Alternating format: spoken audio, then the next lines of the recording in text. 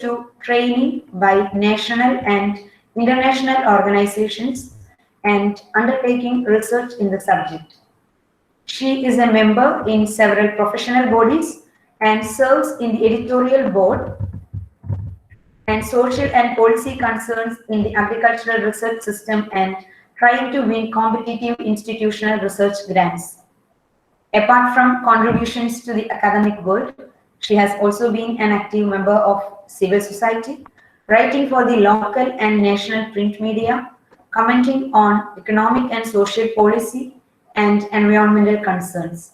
She also works with charity organizations and NGOs focusing on the issues of women empowerment, rural development, environmental protection, and sustainable agriculture. And we are really proud and we are really privileged to have you here, ma'am. And with much pleasure, I invite you to share the session. Thank you. Over to you, ma'am. Thank you, Nivya, for a very elaborate introduction, rather. And good afternoon to all the participants, Dr. Reina Thomas and Dr. Rajan Thomas. It is indeed a pleasure for me to interact with the students and faculty, especially of economics background. And I'm so happy that the Department of Economics, the PG Department of Economics of the Mahatma College, has taken a lead in organizing a webinar series for the benefit of the students and those who are interested. It is primarily I am addressing the students, but it is to be benefited by the all the public in general. So thank you for inviting me for getting this exposure to such a learned group of participants. And I am not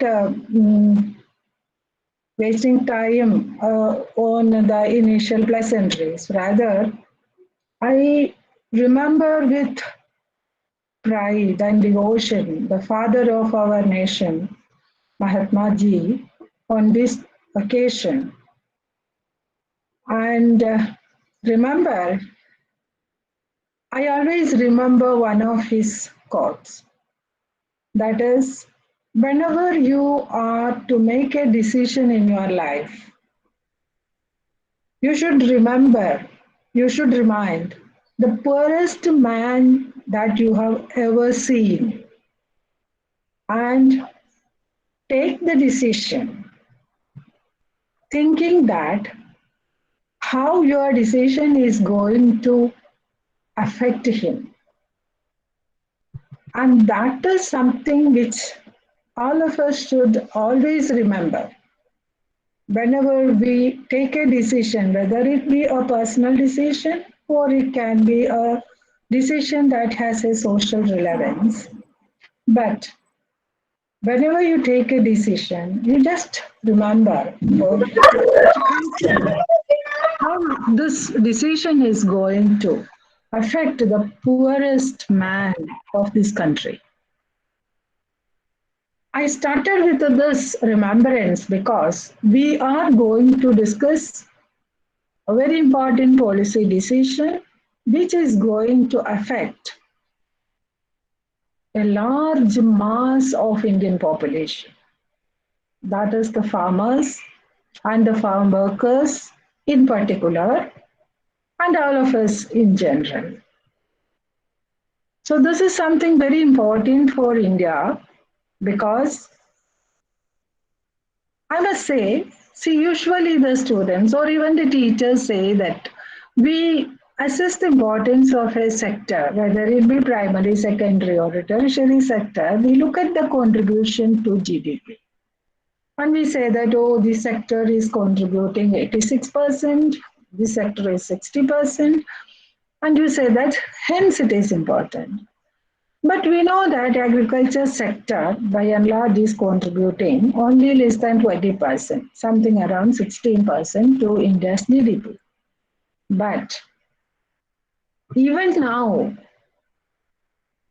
60+% of Indian population in rural areas is depending on agriculture for their livelihood.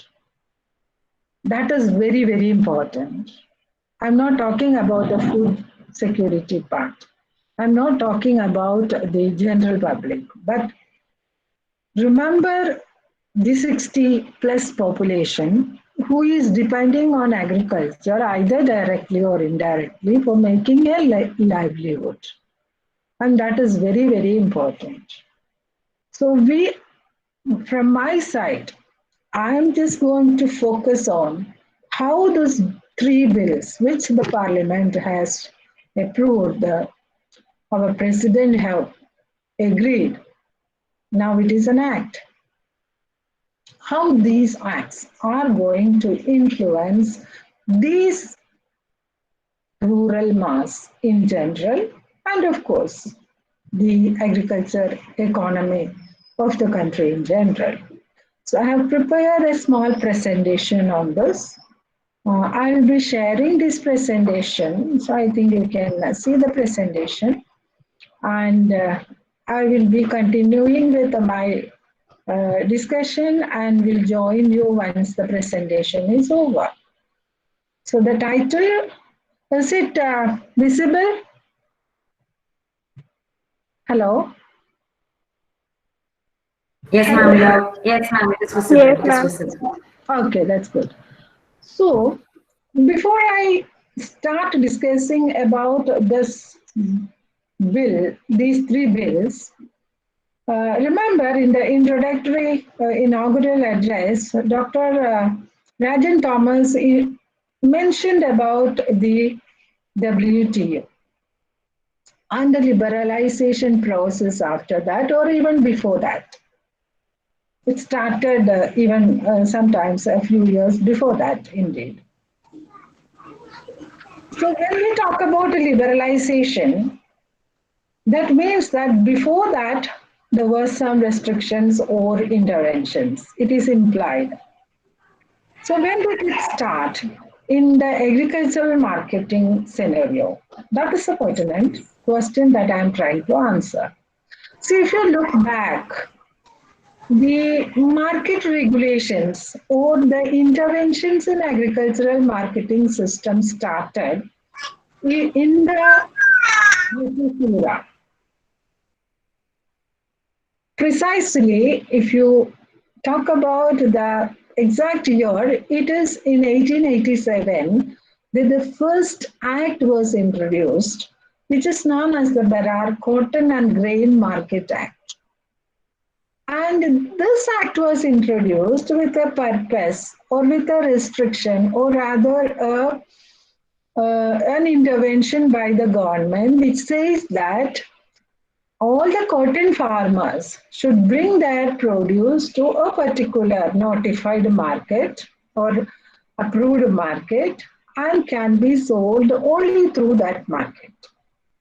And what was the purpose of such a intervention? It was not to help the Indian farmers for sure, but it was mainly to help collect or gather or assemble the cotton that is produced in the farms, which are distributed across the country, so that the assembling function is automatically done. The farmers have to bring their cotton produce to this market, and then the Britishers can send it to their country so that there is a continuous supply of cotton mills to the cotton mills in Manchester.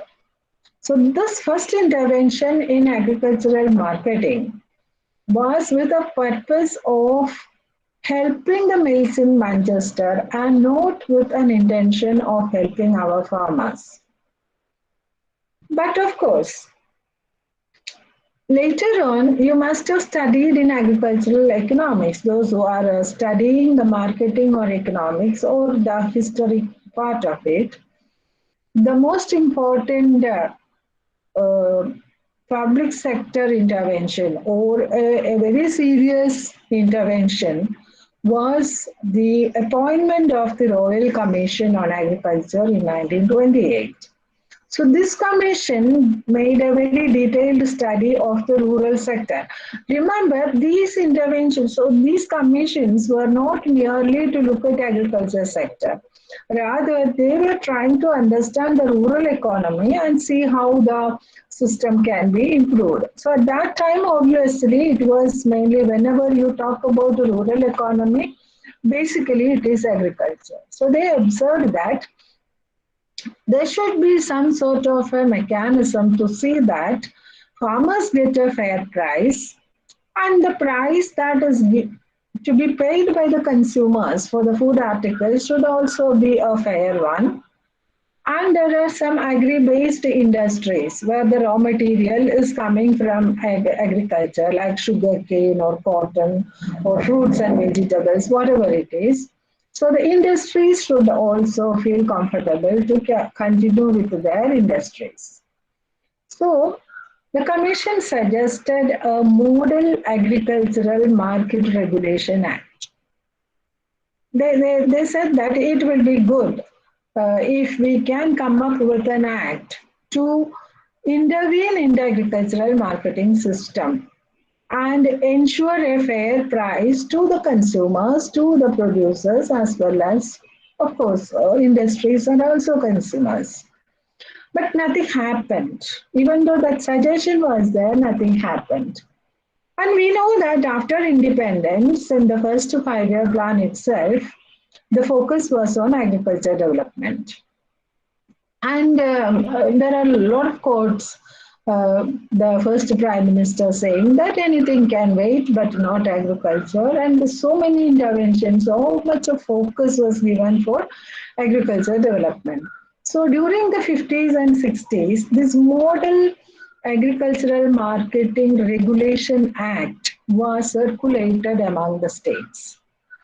And this Agricultural Produce Market Regulation Act was enacted by or implemented by some states, but not Kerala.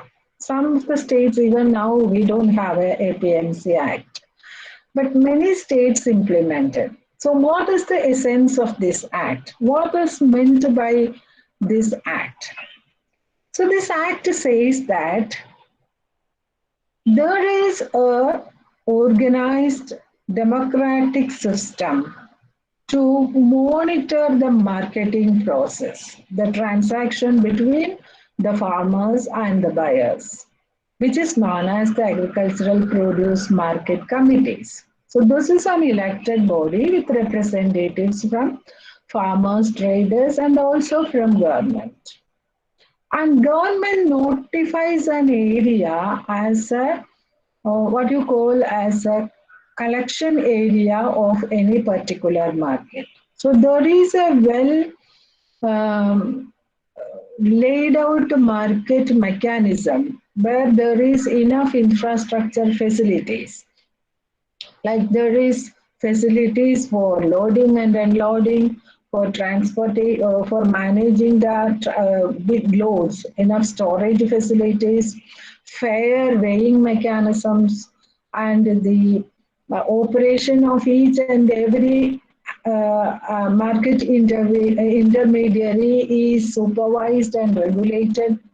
So basically, there is a mechanism that help the farmer to get a fair price for his produce. A farmer can bring in his produce to the market or rather have to. So the concept of notified area is that any particular market the government can notify the surrounding area as the collection area for that market, and all farmers in that notified area can sell only through this market. That was the essence of it. So naturally, whenever these infrastructure is to be developed and the commission agents and the market intermediaries, whether it is a facilitating intermediary or whether it is any other commission sort of an intermediary, and also the running of the market, there is a cost involved.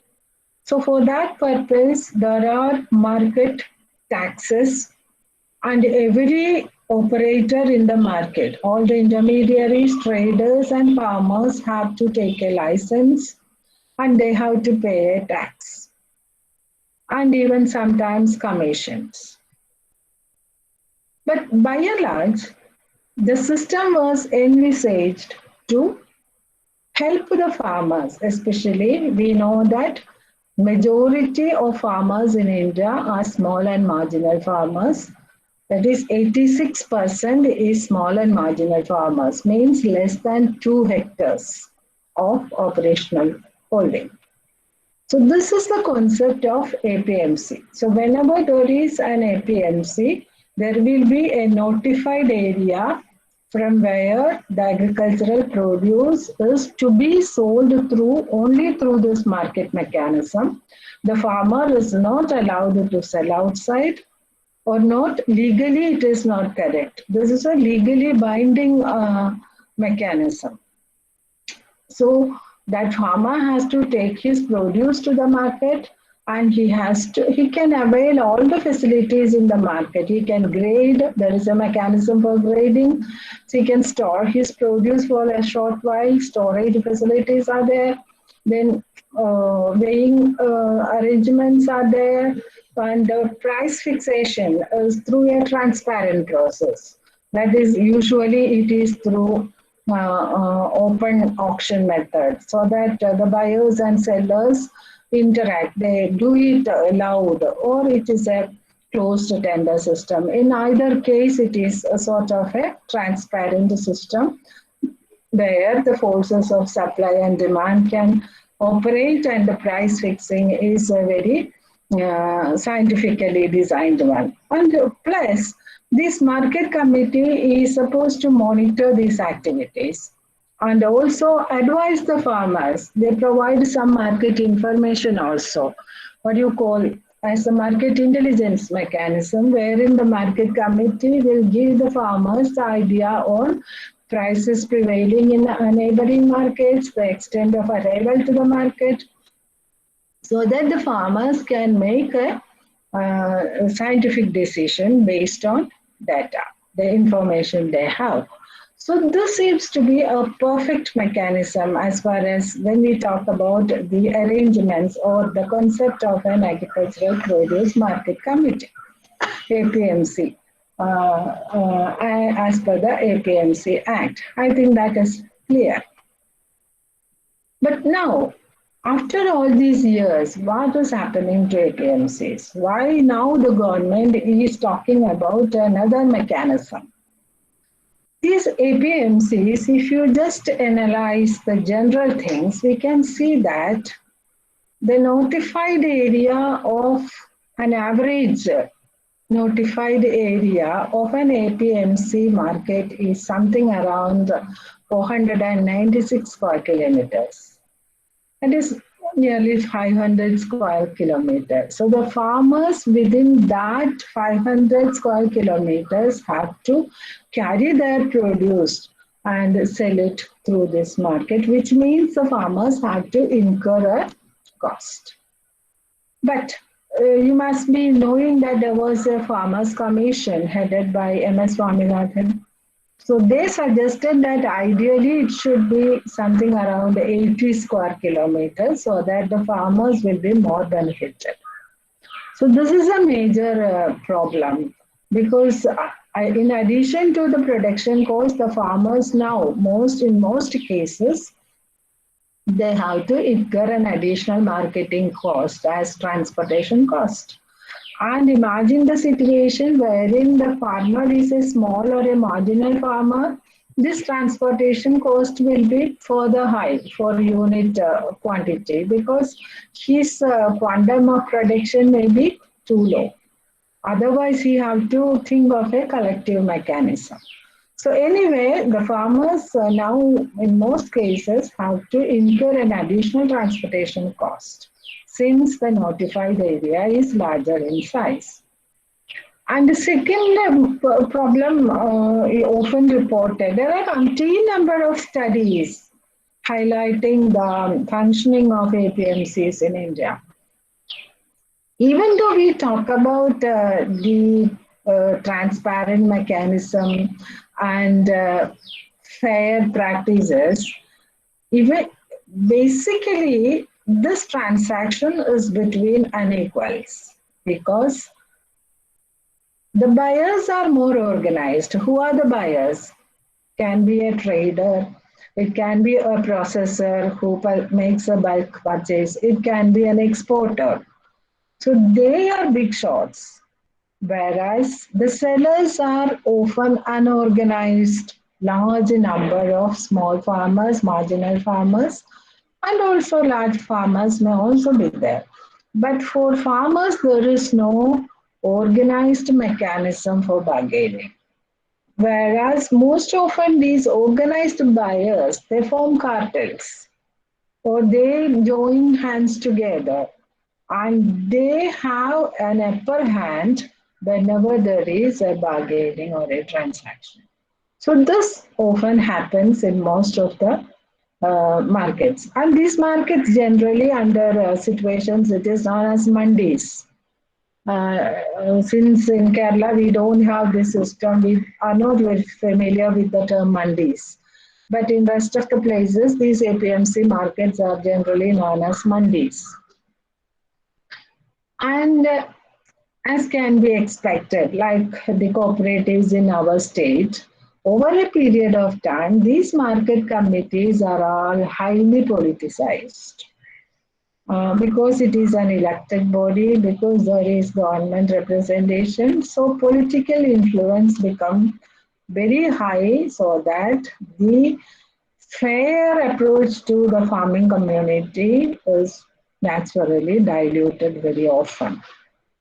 And subsequently, there are reports that in many mandis, the commission charges and the taxes and license fee is so high that now it is as high as 12% in some cases. 12% because imagine a situation when a farmer is getting 100 rupees for a produce, he has to pay 12 rupees as commission charges.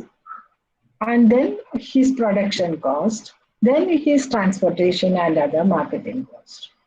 So this is making the situation very adverse, very pathetic for Indian farmers. And you must have read the reports of National Sample Survey Organization in 2013, which says that the average income of an Indian farm family household is just 6,493 rupees per household per month. It is not per farmer, it is per household. Imagine how a family of average 5 members can live with 6,500 rupees. And this is the average. And if you just segregate the marginal farmer, the income is still lower. It is just 4,100 or so.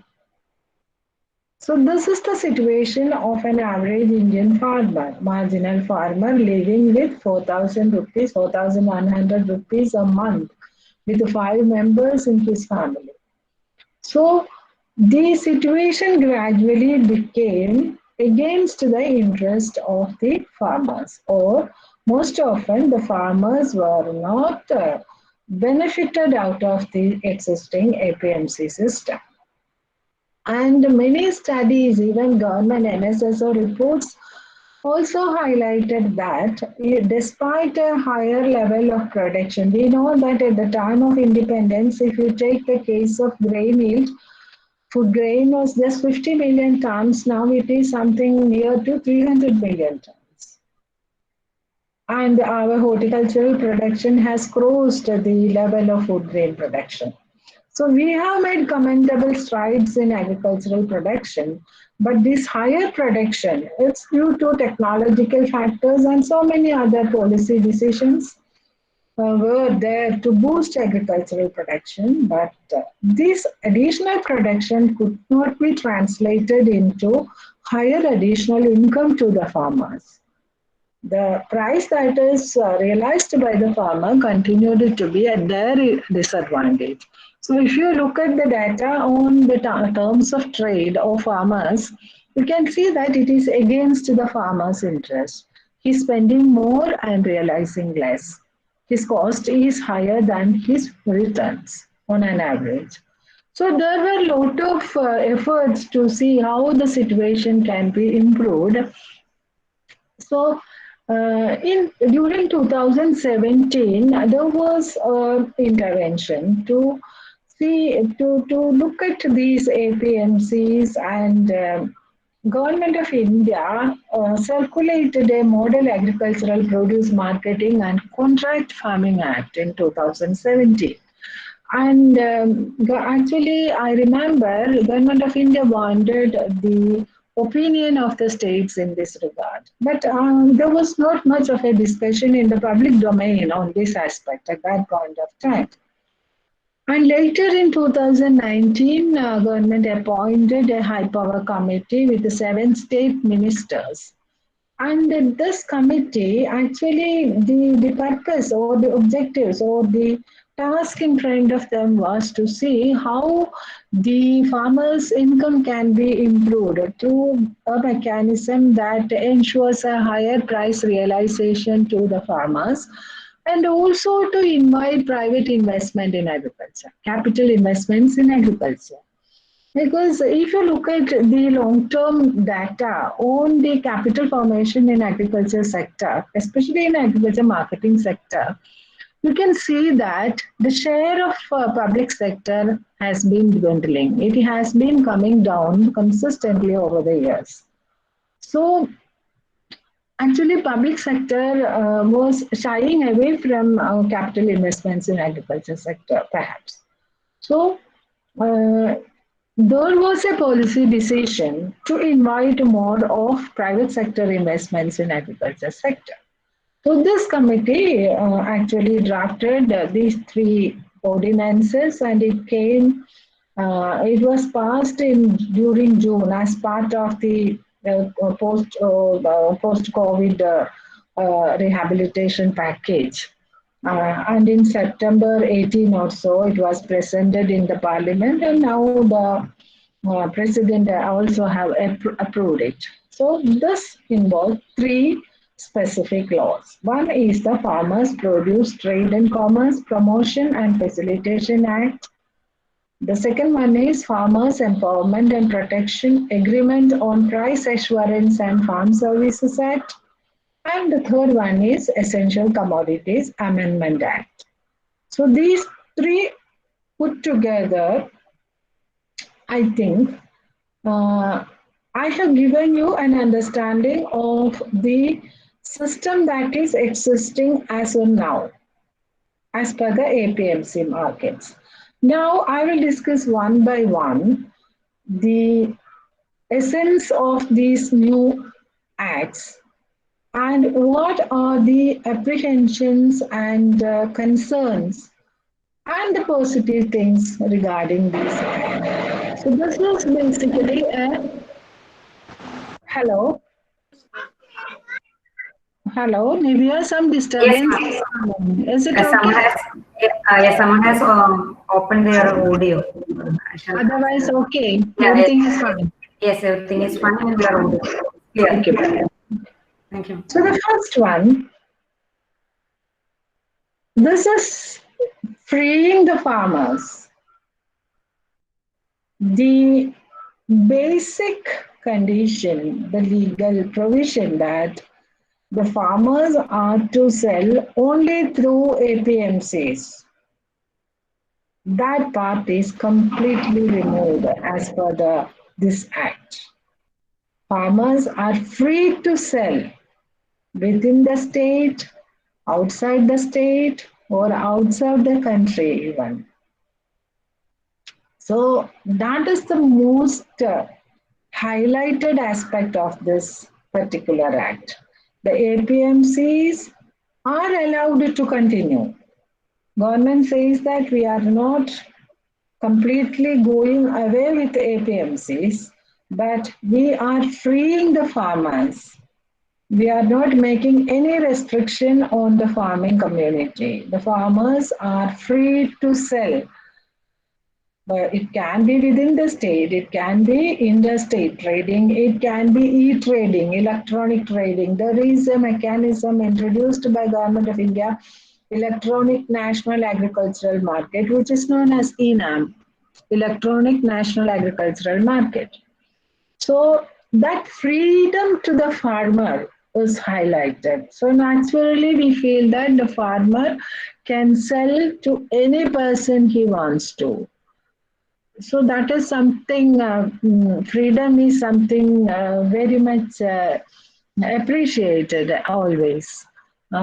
So when we talk about the political freedom, when we use the term freedom, always we associate it with the political freedom.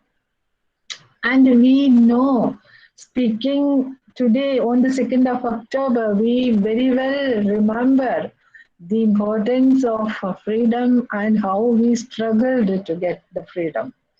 And we always, with gratitude, remember the father of our nation.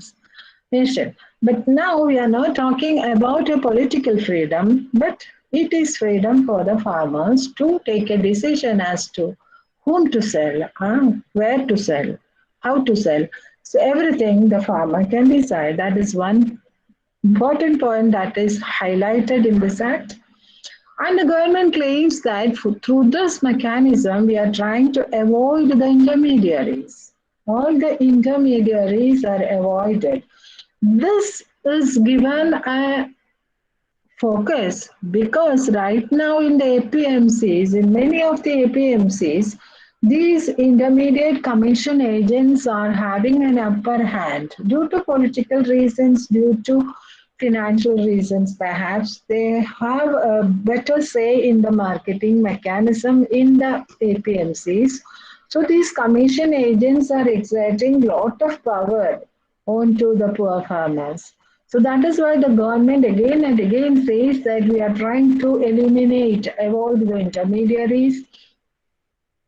And if you are deciding not to choose the APMCs, you need not pay taxes and license fees. No commission fees, no taxes, no license fees.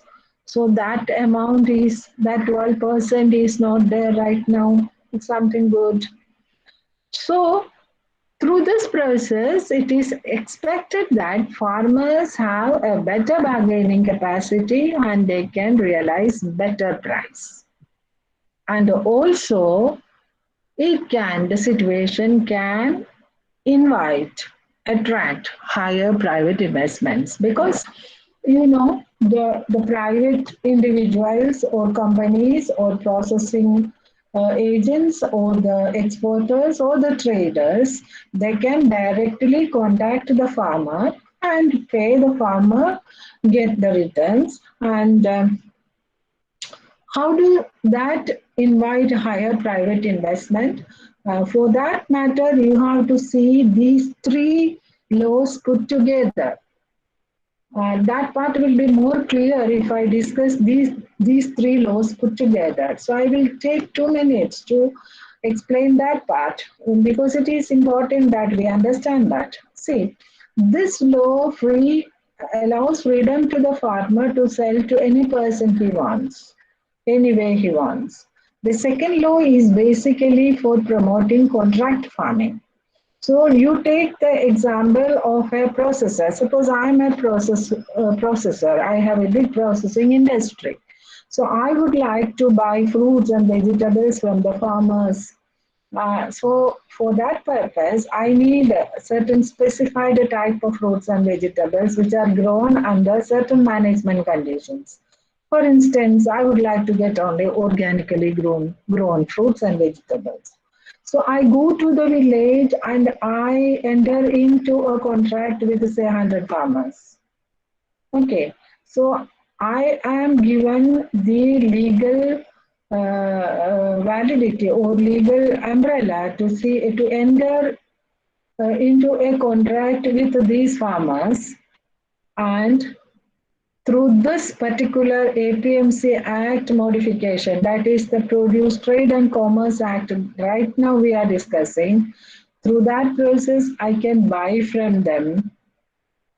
And the third law, which is a relaxation of the Essential Commodities Act, allows me to stock whatever is procured. So basically, the private sector, the agribusiness sector is given a very vast freedom to purchase, to store, and use the agricultural produce. Or to what, or in other words, I want to say that to design the agricultural production, to purchase it, and to stock it. That is how. So for that purpose, they have to invest on transportation mechanism, maybe cool chamber transportation mechanisms should be there, cold storages may be there, additional storage mechanism have to be created, additional investments on processing sector is to be done. So all these activities that promote agribusiness naturally invites additional private investments. So that is the essence of this approach. So the government said that through this modification of relaxing the APMC markets, agriculture produce markets, the farmers are given a freedom to choose the method of sale. And this situation is freeing the farmer from the clutches of intermediaries and all these market committees. They were extracting fees from the farmers, as I said, to the extent of 12% sometimes. Now the farmer is free. He can dialogue with any of the potential buyers, and when he feels that, oh, this is the best price, he can sell it. That is what is envisaged out of this act. So this basically, and government at the same time underlines that we are not going away with the APMCs. So those farmers who feel that, okay, APMCs are still better, they can always go back to APMCs. So APMCs will continue to be there, but additional or alternate marketing channels and market is evolved. Okay, so this seems to be very rosy, very attractive rather, but there are certain potential questions right now. One, a sampling function. So when the government says that we are trying to abolish the intermediaries, anybody who has studied agricultural marketing knows that intermediaries offer very specific value additions or they discharge certain functions. So these functions, especially the assembling function at a grassroots level, we know that imagine the situation wherein the agricultural production is distributed in small holdings. And these small holdings, you have hundreds or thousands of farmers wherein all these 100 units, this production is to be pooled to a central location. And in APMC, it was happening automatically because the farmers have to take it to the market. But right now, it is not there. So if I am a processor, if I plan to talk to these 100 farmers individually and get the produce, I make an arrangement to take it, to pull it. No industry will do that because it is a huge transaction cost for the industry. So the industry will either make use of the existing assembling mechanism or they will have a mechanism of their own through an intermediary. And now we know that in most of the Indian villages, the village intermediaries are there who advance the loans to the farmers. with the condition that the produce is to be given to them. And most often we know how it operates. I'm not elaborating. So it is impossible that we can avoid all the intermediaries. Now it can be a different set of intermediaries compared to those ones who are in the market. Suppose if we call them A group of intermediaries, now that a B group will evolve and become stronger. There is all the studies highlight that aspect. The second question is, who is going to give the market information to the farmer regarding the prices that is prevailing in the nearby markets, the extent of market arrivals, all those sort of information regarding the market is used to be given by the marketing committees when they go to APMCs. But now that that system is not there, nobody is going to advise them. And the same thing, the cartel formation among the buyers, there is every possibility. It was happening in the APMCs and it will continue to be there in outside APMC too.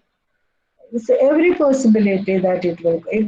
That is a very few number of buyers and the farmers are in large numbers. It is for the, if you talk it in economic science terms, it is a monopolistic situation when it comes to number of farmers, and it is more so a oligopolistic situation when it comes to the buyers, a few big buyers. So that situation will remain. And there is every chance that even if the government says that the APMCs will continue, who will go to APMCs? Because who will bother to pay the taxes and go to APMCs, especially the buyers? They will say when we can manage outside, why should we go to APMCs? So there is a chance that these APMCs will cease to function. And the marketing functions, the assistance, the weighing function, the grading, all those marketing infrastructural support was there in APMCs. Now that the farmers have to perhaps do it on their own, unless they have a collectivization. So every farmer have to make an alternate arrangement for weighing, for grading, for packing, for whatever you can think of. And the biggest question, if you are reading newspapers, there is a lot of apprehensions as to whether the minimum support price mechanism will continue. So any student of economics clearly knows that this particular law has nothing to do with MSP. But all the discussion is on MSP. And how can that happen? That is the question. Why do people link with the MSP? And the government repeatedly say that, oh, MSP will be there, MSP will be there. While there is nothing on MSP in this act. And this act has nothing to do with MSP also. Then why this discussion? There are two reasons for that. Or rather, three reasons. The third one is a political reason, which I am not touching upon. I am not talking about the political side of this. Of course, this has a political side, but this being an academic session, and even otherwise, I am not touching upon the political side. So why do people talk about MSP? First reason is that this is basically giving freedom to the farmers, limiting government intervention. This is a free trade regime that the government is talking about, like what happened when we signed the WTO agreement.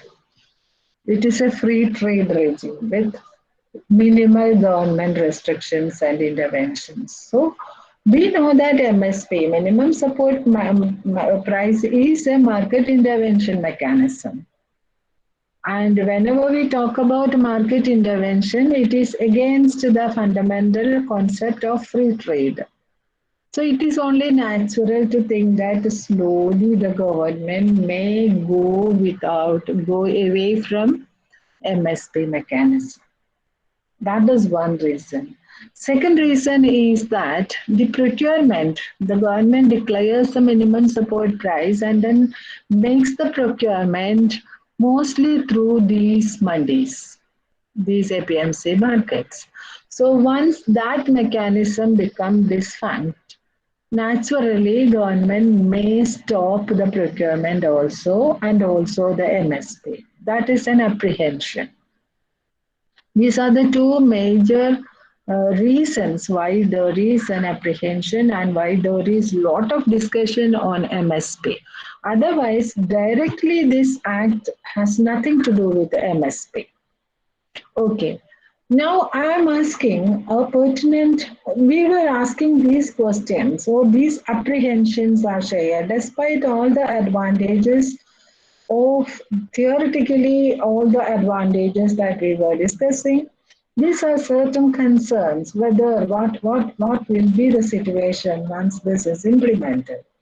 So I was just digging up some real experiences, like what you do when you don't have any idea as to what will happen in future. You look at the history. You see what happened when similar efforts were taken. So APMC was there in Bihar, but in 2006, Bihar government decided to go away with the APMC. But there is a difference here with this situation. Bihar government decided that APMCs are not there. But now the government of India has decided APMC will continue. There is a slight difference between these two situations anyway. But I just tried to look at a study based on the Bihar situation. So in 2006, Bihar decided to go away with the APMC Act, and there is a very comprehensive study by the National Council for Applied Economic Research. So they are giving a lot of information as to what happened in Bihar. And just before the abolition, that is in 2004, 2005, Bihar had 95 market yards and 54 of them had fairly good infrastructure facilities. Fairly good infrastructure facilities, which was created through the market tax and all those revenue generated through taxes and commission or whatever it is. They say that in 2004-5, they got 60 crores through the taxes and the commissions, and they spent 52 crores on the market development itself, and 31% of that was exclusively on building up the infrastructure. So this is something very commendable. So they were trying to build up good infrastructure in these markets. But once this decision was taken, after 3 or 4 years, nobody was going to APMC because they decided against it. They were not maintaining, there were no market committees, they abolished it. So all these infrastructure were simply kept idle, and later on it was all dilapidated conditions. And it is a public waste. It is a public waste. So where did the market was function?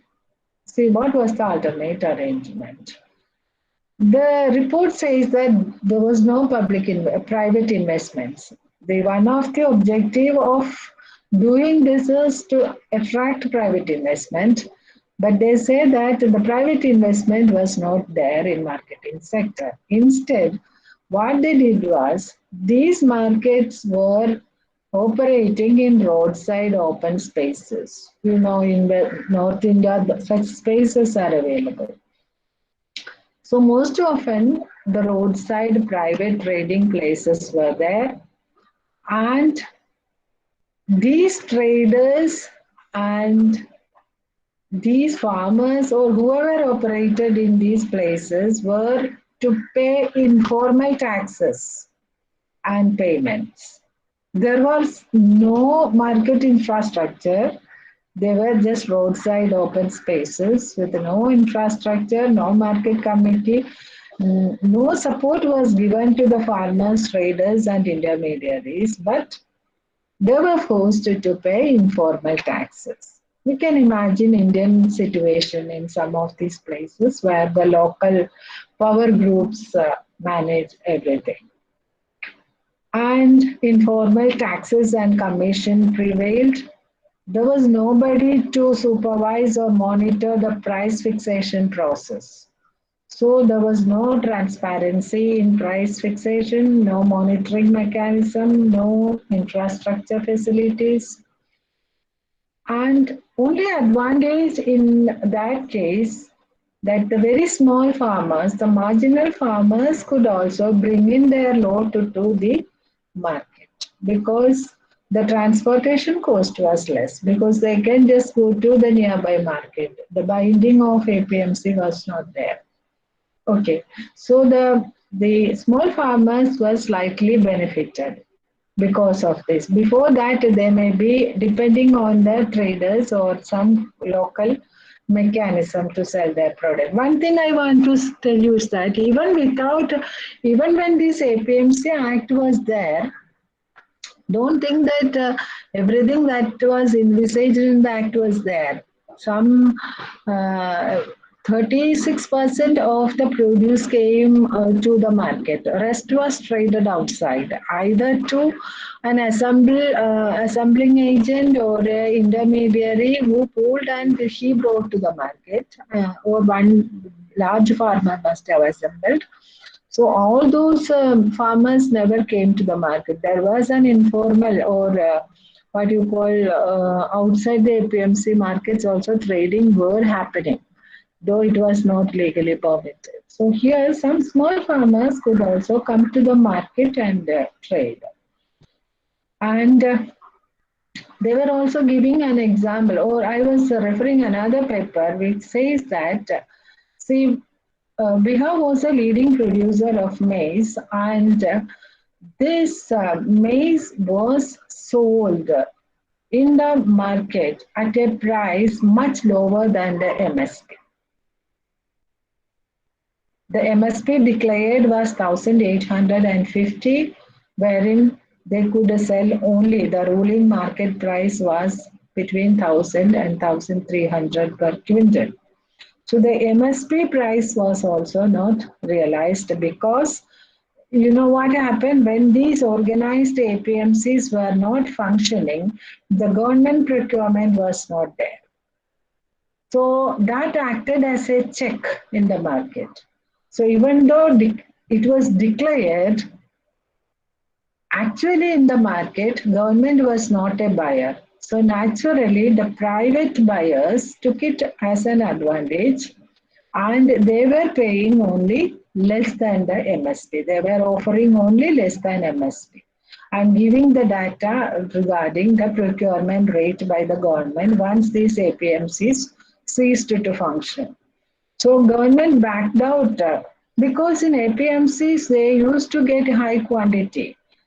And when it was distributed as different markets, the procurement mechanism couldn't have worked very well. That is what I guess. Anyway, the procurement drastically reduced. So government was not a major buyer to act as a check in the market. So the private traders offered only less than the MSP. So in some cases for wheat, it is reported that the farmers were receiving prices which was less than MSP to the extent of 10 to 15% less. So that was the experience in Bihar. And another study says that there was an increasing volatility in prices. The prices were highly unstable. So we know that the supply response model studies how the prices affect the cropping pattern and the management protocols of the crops. We know in Kerala, if I don't know how many are there from Kerala, whenever the coconut prices are good, the management to the farm will be good. Whenever the prices go down for coconut, the management, no fertilizer application, no irrigation, no management. So that always happened. So that was the situation there also. Very high volatility in prices, highly unstable prices naturally led to the management protocols. And the private warehouses, whatever was there, they charged very high to the farmers to store their produce. So the private sector, whenever they are given an upper hand, they will be having an attitude which is not very much farmer friendly. So, in short, they conclude that the farmers are left to the mercy of traders who unscrupulously fix a lower price for agricultural produce that they buy from the farmers. Inadequate market facilities and institutional arrangements. Institutional arrangements here means the government intervention, the market committees were not there, the farmer collectives were also not there, are responsible for low price realization and instability in prices. So this is something which gives us a lot of lessons regarding the post era after the APMCs in Bihar. But of course, you can argue that APMC ceased to function in Bihar, unlike the situation now, because government is not going away with the APMCs. APMC market will continue to function. That is what the government says. But see, we have to ask a question whether it will continue to function, even though government permits them to function, whether it will function, because whether the traders, the buyers, and the sellers will go to APMC is a question that we have to think of. So, what are the suggestions that we can make? You can think on your own, but I am just putting my suggestions from my part as an agriculture economist. I am of the strong feeling that government should be an active presence in agricultural marketing sector. I'm not against private sector, but government should have an active presence in the agricultural sector. I'm not saying on agriculture marketing alone. In agriculture sector, government's presence should be strong and visible. So the APMCs should be strengthened. And I'm of the opinion that if there is a problem with respect to a mechanism, we should try to rectify those problems rather than going away with the whole mechanism as such. So APMCs, it is good that the government decides to continue with APMCs, but they should also see that APMCs function properly, and so that the government should be there to see that the interest of the farmer is protected. Then the High Power Committee also suggested the setting up of rural markets, some 22,000 rural market, one market in every village. And in India, I think this is a very good suggestion because basically the production that is there in the villages, a part is consumed in the village itself, and the rest can go to the mainstream. So, construction of rural markets with all facilities, it is a welcome. We can think of that. Another important thing, given government is also talking about the collectivization and institutional mechanism for collectivization of farmers, rather than continuing to be individual, small and marginal farmers, they can form farmer producer organizations or farmer producer companies. And the government has decided to set up 10,000 farmer producer organizations across India. But here, it is a welcome decision, I must say. I am eagerly looking forward to see how this is going to function, because when we started the concept of cooperatives in agriculture sector, rural cooperatives, back in 1904, we have seen how these cooperatives were functioning. It was envisaged to function as agents of change in rural areas, and they were supposed to work for the welfare of farmers, actively involved in agricultural production, marketing, and trade. But over the years, most of the cooperative institutions are concentrated only in banking function as credit agencies, and there are exceptions, I do agree to that, but generally speaking, the presence of cooperative sector amongst the farmers as a strong agent of change, a collective of farmers for the farmers, we have not seen that happening. So let us see whether the farmer producer organizations function in those lines. And it is also very important that private sector invest in the marketing sector for the infrastructure creation. Okay. Now, I'm just putting the most important argument on these lines. I said MSP is not a part of this whole act. But if you look at the MSP mechanism that is happening in India, see, I have given two columns. One is UP and West Bengal, and the other is Punjab. So I'm saying that don't look at Punjab as a model. Punjab, most of them are large farmers in Punjab. It is large farmers. And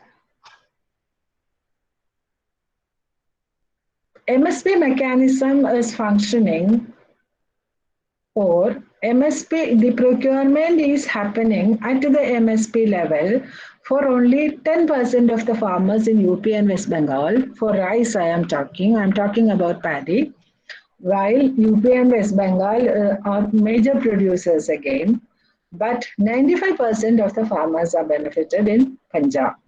The procurement is happening from 95% of farmers in Punjab. Less than 20% of the production is only procured from UP and West Bengal, whereas it is 80% in Punjab. And of the marketable surplus, a sizable share is procured from Punjab, whereas it is very low in UP and West Bengal. So there is a unequal unequal distribution of welfare with respect to the MSP. Some states are benefited very well, especially Punjab, whereas some states are not at all equally benefited. So this inequality, there is regional inequality is there, as well as sectoral inequality is there. The Punjab, it is mostly large farmers. The rest of the India, it is mainly small and marginal farmers. So the small and marginal farmers and some states are are at a less advantageous position compared to some states like Punjab, where they are, most of them are enjoying the benefits of MSP. And because of this, wherever the procurement is low, the market price is lower than MSP. And in Punjab, if you look at the figures, you can see that the market price, ruling market price, is above the MSP. You know, so what I'm arguing is that let MSP be a legal right to the farmers. So let the government decide that, okay, all the farmers are entitled to get minimum support price. So government need not go for a procurement, but it is a legal right, and no trader, no buyer should be permitted to purchase from a farmer below the MSP level. So right now, I'm not bringing into the problems with respect to the estimation of MSP, the MSP amount. I'm not touching upon that. That is a different issue. But why can't the government think of a mechanism to see that at least the farmers are getting the minimum support price declared by the government? So the whole process of debate, or the whole process of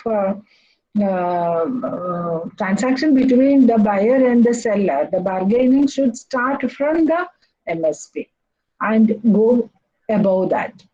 That is a suggestion that I am putting forth. Maybe you have better suggestion to make. Well, now I'm passing on to, I think I'm taking too much of time. I'm passing on to the next bill that basically is for the contract farming. And contract farming for two reasons, two types. One is for the sale of produce. That is, the farmer can enter into a legally binding contractual agreement with a buyer. See, suppose I am an exporter, so I can go to a farmer. I can have a formal contract with him. So the farmer will say that I will produce this much of quantity of this quality, and I will deliver it to you at this price. All are predetermined. So the farmer get a guarantee that he has a sure price, has a sure buyer. He need not worry about anything. And another type of contract is that as a processor, I can also supply the inputs to the farmer. It is a resource providing contract, like I agree to provide the quality inputs or services. So, suppose taking the earlier example of organic production, I will give him all the seed. I'll give a specific variety of seed. I'll ask him to manage the crop in such a way that only organic inputs are applied. So I will be supplying all the organic inputs at a predetermined price. I will ask him to follow a specific management protocol. This should be the spacing, this should be the schedule of irrigation, this should be the pesticide use or whatever it is. So all these agreements I can make with him. So that is a resource providing contract for the supply of input. So it can be technologies, it can be inputs or services, it can be supply of labor, it can be supply of inputs. So this also is good in a way that there is an assured market for the produce. So the farmer can be rest assured that his produce is taken by somebody at a predetermined price. But here also there are two apprehensions. One is that there are instances wherein these big companies, usually these contracts are made with big traders or exporters or processors who buy in bulk. So there are two, three or more case studies from outside India and also within India, wherein we know that this is a contract between unequals. I'm an exporter, so I'm a big person, so I'm entering into contract with 100 farmers. So suppose what happens if I breach the contract? I say that at the end of the day, the farmer is ready with the produce. I say that, oh, this is not the color of the tomato that I wanted. So for my export quality, I need the tomatoes of this size and this color.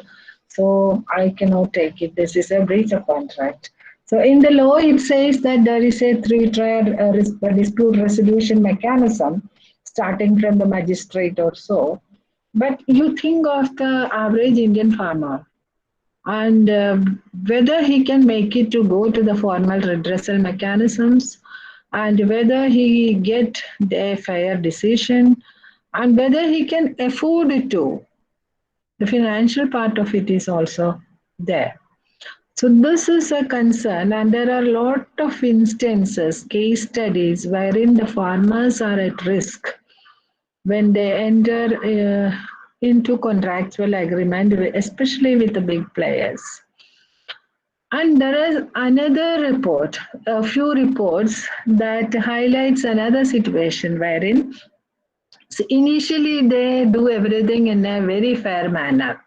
They make the payment on time, they stick on to the contractual agreement, everything is fine. So then naturally all the farmers will be depending on this new buyer. And in that process, the existing marketing channels in the village will disappear. Others who were in the market as buyers or intermediaries will cease to function naturally because farmers are not selling to them. And once all those alternate channels disappear, then these people will start their side of the trade. Then they will say that, oh, we can't give you this much of a price. So the prices goes down. And suppose the farmer is not happy with their offer, by that time there is no other buyer. So the farmers are forced to sell to the same group. So these sort of reports are coming. So what we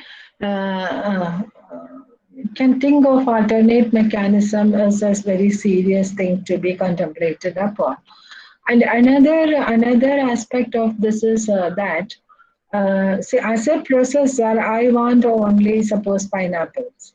So if I am offering, if something everything goes fine, imagine the situation. I'm a fair trader. I'm ready to pay the price that is. I'm not a breacher of contract, but my interest is in getting pineapple. So there is a chance that it leads to the monocropping of a particular area, and more farmers will be interested to join the group because this is an assured income for them. So that will affect the sustainability of the whole agricultural sector because we never advocate monocropping. And also, most of the practices that the processor prescribes may not be that sustainable. So, this is a very serious situation wherein the sustainability, long term sustainability of agricultural production system is at stake. So, how can we think of a situation wherein the contract farming at the same time as I said, I'm not against all these things, but how to make it more what you call safe to the farmers, that is what I am thinking. So can we suggest a situation where the farmer the contract between farmer and the buyer is endorsed, or whether the government can also be a party in that contract as a what you call to see that everything is implemented. The redressal, the dispute resolution mechanism is there, but considering the situation, the socio-economic situation of an average Indian farmer, whether that works very well is a matter of concern. So whether we can think of an alternate mechanism wherein government is also a party in this contract, so that there is an assurance that the government takes care of the interest of the farmer. That is something which we can think of. Maybe you have some more very good ideas. Well, coming to the third one, it's on an amendment to the Essential Commodities Act. This Essential Commodities Act of 1955 was introduced to see that the food security is ensured. So nobody is permitted to stock or hoard the agricultural produce so that they can influence the market. That was not permitted. So it is essentially for the traders and the wholesalers. But now the government said, okay, we are relaxing the stock limits for food grains, pulses, onions, edible oils, oilseeds, and potato.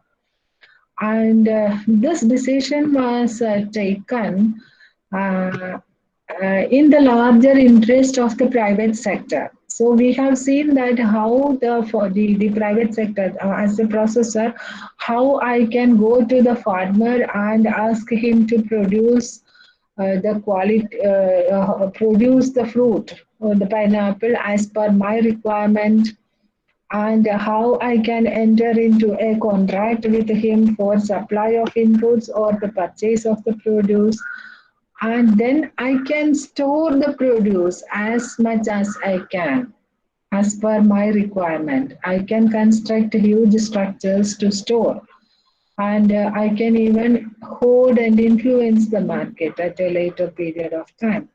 And also, so these three laws put together help the private sector, especially the agribusiness operators.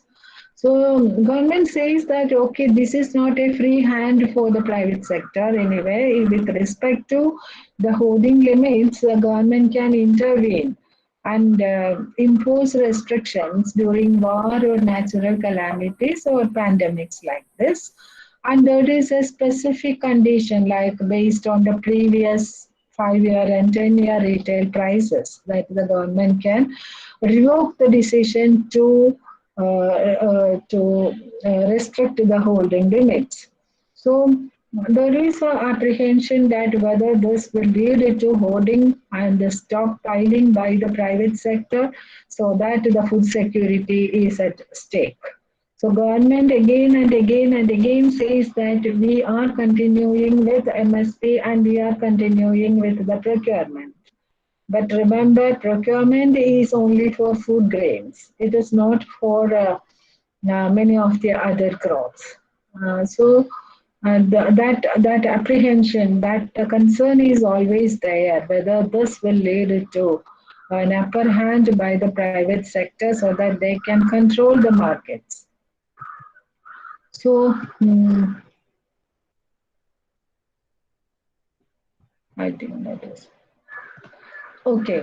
So I'm concluding. So essentially, it is giving the freedom to the private sector or opening up of market. It is very similar to the 1995 WTO agreements wherein we were talking about the free market. So this is sort of a free market sort of a mechanism, and we feel that if the true forces of supply and demand operate and the prices are settled, which we call as the normal prices or the fair prices, which are ideal for the farmers, that is the expectation. And the government wants the agriculture to be lifted to the status of an agribusiness opportunity or agribusiness venture by promoting or attracting the private sector more towards the agriculture sector. That is the intention. But despite all these good intentions, and let us hope that everything is going to be fine. But I would like to again underline my feeling that agriculture is a sector that is to be cared and nurtured and supported by the government always for three reasons. One, it is the food, which we have very well understood during these pandemic days, only because of the public distribution system that there was no death due to poverty and what do you call no food at all. So this is a matter of food security of the nation. Then it ensures livelihood security to a large mass of rural people, and of course the ecological security. Agriculture is perhaps one of the strongest sector that ensures the water supply and the pure air, quality air that you breathe, support the biodiversity. So all those ecosystem services that is essential for the safe life and health of the nation, health of the individual is supported by agriculture alone. So the role of the government and the presence of the government is to be ensured through the active presence of government in the agricultural marketing scenario. This is my personal view. Of course, you can differ on those things. So we are also signatory to the attainment of Sustainable Development Goals. So when we talk about Sustainable Development Goals in agriculture sector, it is very important that there are certain check mechanisms. So this is what I want to communicate with you. Thank you very much. I'm stopping the slides and I'm going back to my presentation. Thank you, ma'am. Ma'am, I actually recall the time when I did internship under you. The passion you had in explain the issues and concepts related with farmers, agriculture, the economy, and policy making and all. The session was really informative and explanatory. So actually, shall we move on to the discussions, ma'am? Yeah, sure. Please. Okay, so participants, you may share your queries or opinions on the topic, either unmuting your microphones or typing down in the comment box. I shall read it out. So please feel free to express your thoughts and questions in any language you are comfortable with, not necessarily it is in English. And we are looking forward to a healthy discussion now. Thank you. There is an opinion from Ibrahim Cholke. I shall read it out. It's from the YouTube live chat. Very informative session, ma'am. And I would like to raise my concern that since agriculture is considered as the backbone of Indian economy, why not government offers security feeling to farmers? That was the concern he has raised. Yeah. So now the government says that they are providing a platform wherein they feel more secured. So because they are going to get a fair price for their produce and their income is going to be better. That is what the government says. The government expects or says that we are supporting the formation of 10,000 farmer producer companies or farmer producer organizations, and we are giving freedom to the farmers to sell the produce at anywhere they want to sell, or the place or the agent where they get maximum price. So they are given the opportunity to enter into contracts with the big players. So government says that these are legal or changes that the government is effecting to help the farmers. That is the basic approach of this new three laws. That's what the government claims. I think you have got an explanation for that. And there is a suggestion from Mr. Naudin Muhammad Saleh. He was suggesting like fostering more number of satellite farming units with minimum intervention of government would help a lot. What would you say about this, ma'am? I shall repeat, fostering more number of satellite farming units with minimum intervention of government. Would it help a lot? I'm sorry, I didn't get the idea fully by what you mean by satellite farming units. I didn't get the idea of that satellite farming unit. It's in chat box, so I couldn't uh, I can't explain that, ma'am. Yeah. Mr. Novotin, if you are there, you can type it in the chat box. Maybe he can be given an opportunity to explain that. Is he in this group right now?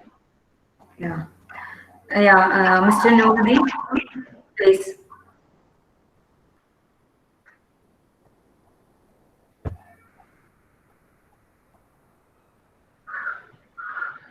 Okay, it seems he is. Yes. Uh, Okay, participants, you can feel free to express your questions or your concerns in any language. Language is not a problem in our discussion. So please.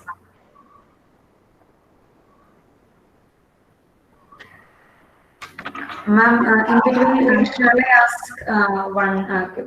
one doubt or one suggestion I felt? You will explain about the farmer producing organizations.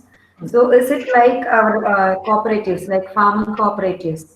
Not exactly. Farmer producer organization. You can think of organizing another event on farmer producer organizations, but right now I'll give you a brief introduction to the concept. I said that the cooperatives were functioning based on certain cooperative principles, and that made certain restrictions on their business activities, because basically cooperative institutions are for the welfare of the members and not aimed at making profit. It is more service oriented. Service cooperative societies. The motto was one for all and each for all and all for each. So most of these societies were formed on a local orientation, and the business, what you call that capacity was not there in cooperative sector because it was not designed to have a commercial angle. So later, that became a lacuna in undertaking business or agri-business activities. So government in 2002 amended the Companies Act and allowed the formation of farmer producer companies. So farmer producer companies are, we can call it as a hybrid of companies and cooperatives. Some good things about cooperatives are there, some good things about companies are there. So farmer producer companies are basically on the concept of making profit just like any other company. It is a collective of farmers. So the primary producer of any crop can come together. 100 is the minimum number, which can go up to 500 numbers also, and they can get it registered under Companies Act. Then we call it a farmer producer company. But farmer producer organization is a wider term which include even cooperatives.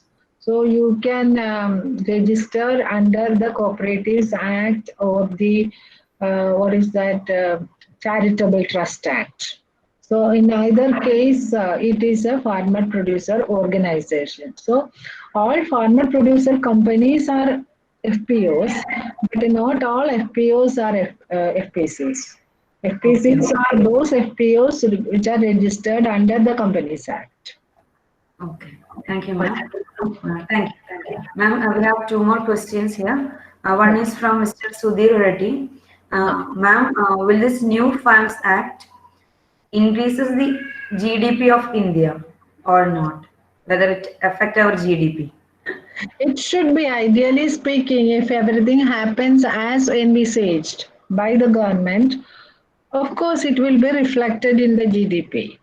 Naturally, the farmers will be invited or interested in farming if everything goes as expected by the government. Then it is going to be a good thing for the farming sector. So more people will be coming to farming. Existing farmers will be getting more returns, which will prompt them to further increase their production. Naturally, it will be reflected in the GDP of the nation from agriculture. For sure. We shall expect everything will go ideally. Okay. I shall go to the next question also from Ms. Arati Aru. Ma'am, the three agricultural reform bills, now it has become Act, introduced in the Parliament would benefit farmers, was said by Agriculture Minister Narendra Singh Tomar. Will these bills would really change the condition of farmers? That was her question.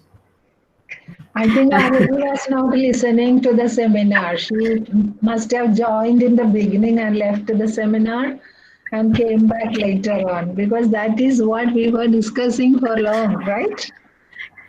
Yes, yes. 1 hour we were discussing on that. So Arati, it seems she was not listening to the seminar. Okay, ma'am. Is there any other queries? Yes, ma'am. I'm Durga, ma'am. Can I ask a question, ma'am? Yeah, sure. Why not? Indira, ma'am, it's me, Durga, ma'am. Yeah, Durga, you are there. I was attending, ma'am. Okay, good. Yeah, ask the question. One or two questions, ma'am. What would be its impact on Kerala context and these APMCs? So can we tell that these APMCs ensure MSP to the farmers? And one more question, ma'am. These farmers, it is legally binding that the farmers should sell their produce within APMCs. But there are some instances where these farmers sell outside the APMCs. So would it be a new can we say that this is new in this new farm bill? Yeah, thank you, Durga, for raising these three questions. First is what is happening in Kerala. As I mentioned, in Kerala, this APMC Act was not there. So we were free to sell. Our farmers were free to sell, but we know that in Kerala, even there were a lot of instances where the farmers were not getting fair prices. So government was very active in the agriculture marketing sector. There is a separate vegetable and fruit promotion council who conducts the markets, regular markets for fruits and vegetables in the state. And also government has come up with the minimum support price for vegetables and fruits in Kerala, which underlines the importance of government intervention. Even while the freedom to the farmers were there in Kerala, the prices were not very attractive to the Kerala farmers. That is why the government thought of coming in to the picture. So so that is the case in Kerala. So, but one sector, maybe the border areas of Kerala, that is the Kasargod and Kannur areas where the cashew nut production is more, maybe they are going to be benefited in a way because they can go to the next state if the prices are high without paying a tax in the state taxes or regarding the agriculture marketing. So that is what is expected. And otherwise, in the marketing sector, there's nothing new for Kerala to happen because we were not having these APMCs. We were not having these, what you call procurement also. But we have a procurement mechanism by the state and we are giving 28 rupees plus for a kilogram of paddy, which is fixed based on the central MSP. We are state government is giving additional 5 plus 5.2 rupees per kg of paddy over and above the MSP fixed by the government because our cost of production is very high. Otherwise, this act doesn't have any direct bearing on Kerala farmers as of now.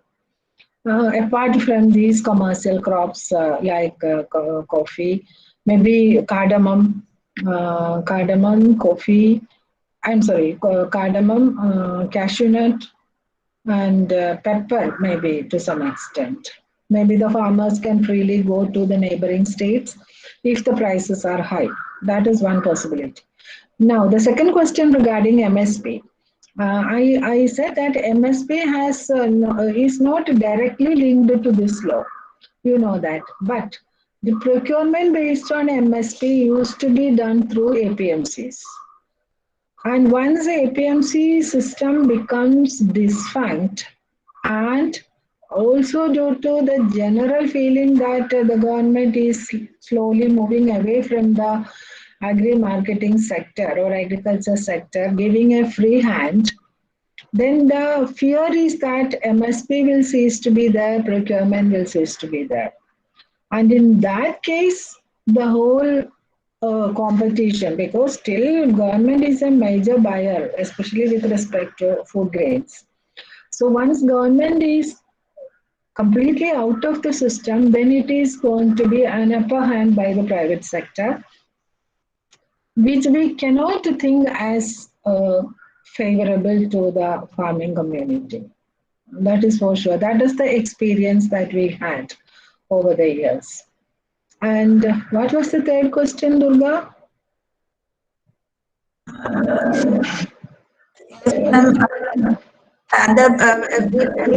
There are cases where the farmers trade outside. Yes. I mentioned it in my talk that even while APMC Act was in force, people were selling outside. That is true. But the problem was that this was a sort of an informal sale.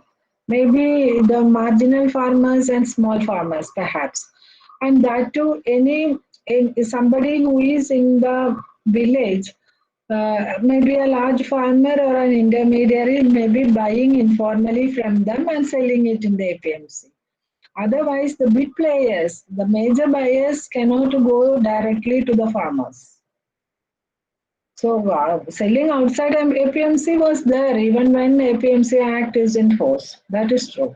But here now it is legally permitted and anybody can operate. Anybody with a PAN card can operate. So that is it. Okay, thank you, Durga. Thank you, ma'am.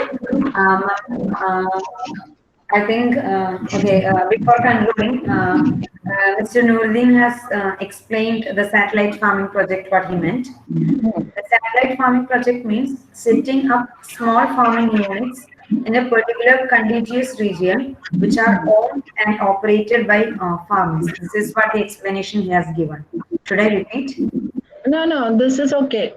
See, even now, in most cases, for any particular crop, there is a continuous area owned by individual farmers. Now, what we can think of as an effective formula is to form FPOs or of FPCs so that these farmers can unite as a single collective unit and should bargain with the big buyers so that their bargaining power is more because the assembling function happens then and there. Understand? Unless there is a collectivization process, individual farmer bargaining with them is naturally to the disadvantage of the farmers because the bargaining power of small farmer is rather very limited. But when all these farmers put together, they form a organization, an FPO or an FPC or whatever it is, whatever you call, then they have a better bargaining power. They say that, okay, we can supply you, say, 100 tons, 200 tons, and if you are giving us this price, we are ready to give you. Otherwise, we are not selling. So, in that sense, that is what is meant by the collectivization. Okay. Was it clear to the questionnaire? I hope so, ma'am, because it's in chat box. We shall conclude. Thank you all for attending this. Now, I invite Minnie to officially say the vote of thanks. So before that, I just want to say a few words, especially to Nivia, who was a very studious young girl when she was with me for a short while. And I'm really happy to see her as a professor, very seriously taking her vocation, helping the students and the community to understand what is happening in the society, and inviting me especially to this very important event. Thank you, Nevia.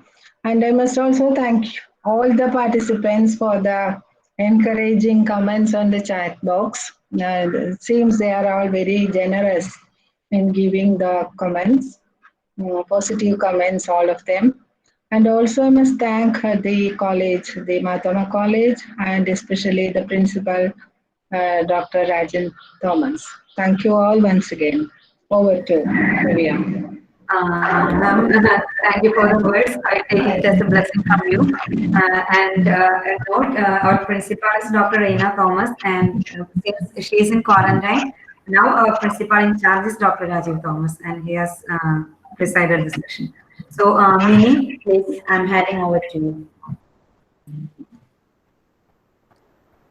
Honorable Chief Guest, Dr. P. Indira Devi, respected Principal, Dr. Reina Thomas, IQAC Coordinator, Dr. Rajiv Thomas, dear teachers and friends, good evening to you all.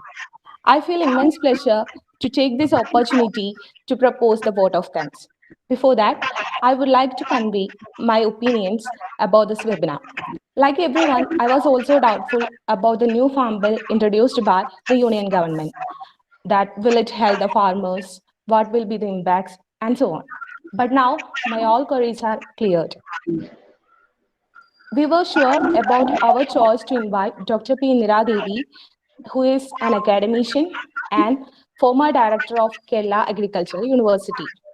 On behalf of Marthoma College Chungatara, I extend our gratitude to our Honorable Chief Guest Dr. P. Niradevi for accepting our invitation and for spending her valuable time with us.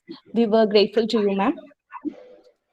I would further extend my gratitude to our principal, Dr. Reina Thomas and Dr. Rajiv Thomas. Next, I would like to express our gratitude to our beloved teachers and Mr. Dinoj for his technical assistance. And last but surely not the least, I thank you all for who were participated in this meet and for making this meet more successful. I think this will be fruitful for us. Thank you all. Thank you.